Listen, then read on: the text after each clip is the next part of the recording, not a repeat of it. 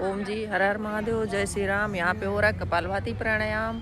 आज मौसम भी बहुत ख़राब है, देख सकते हैं कितना बादल है। लग रहा बारिश होगी, एक एक बूंदें भी पड़ रही हैं। बहुत मौसम हो, एकदम अंधेरा हो गया अभी से।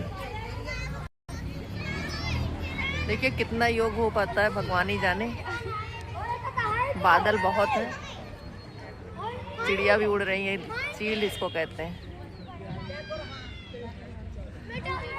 जितनी देर कर सकते हैं कर लेते हैं, क्योंकि बारिश के आसार बहुत ज़्यादा है। अभी तो नुकसान वाली बारिश है, फसलों का बहुत ज़्यादा नुकसान होगा। चिड़िया भी सब अपने अपने घर जा रहे हैं, देखिए उड़ उड़ के।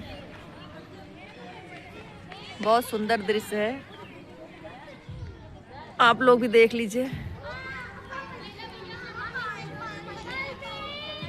शुभ संध्या सभी को।